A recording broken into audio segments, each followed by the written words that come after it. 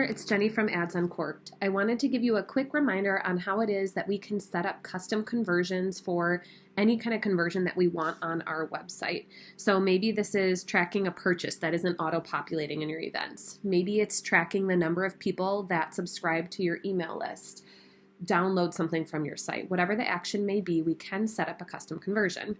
You go ahead, drop down on the top left-hand corner, and then I want you to go on over. You can go to Events Manager here or here.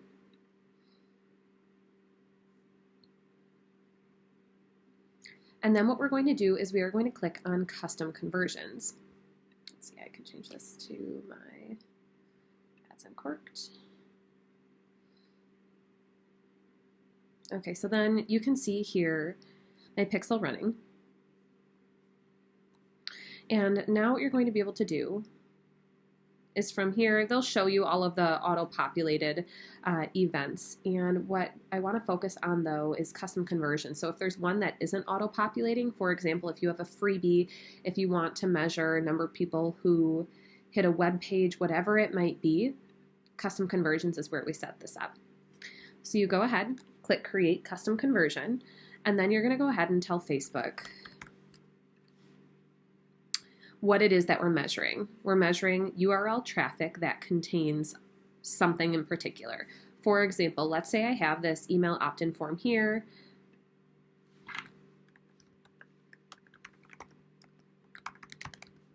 What I want you to focus on is what happens after you click this button on your site. You should be able to set it up so that your buttons actually do a redirect. You can redirect to a thank you page, you can redirect to just about anything you'd like, but after you click this button, what I want you to do is measure what actually happens to the URL. Now on my web page, what happens is it turns to this. It's a thank you page. And so what I'm going to do is I'm going to go ahead and say that the URL must contain /thank you. It's not that the URL is or equals, it's that it just contains that. So we just need to tell, hey, Facebook, every time this thank you triggers, go ahead and count this as someone who is a new email subscriber. We select the category.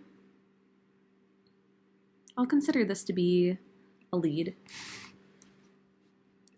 Click Create. Now it's going to tell you the number of conversions in the last 7 days, but since this is a new conversion I just made, it won't be measuring anything yet. It measures from this point moving forward. And now what's really nice is when you go ahead and set up your campaign and you create, so let's just go ahead and do it here. When you go ahead and create a conversion campaign, you can go ahead and select this as your conversion that you're measuring. So we're doing a conversion campaign. So this would be a campaign geared at getting people to join my email list. Then for the conversion in particular, this is where we can go ahead and choose from, so here's where you can go ahead and choose from all of the different active custom conversions that you've set up. So I hope this was helpful to you. If you have any other questions, please feel free to reach out. But again, you can find this by going to Events Manager. When you're in Ads Manager, head on over to Events Manager and you're setting up a custom conversion.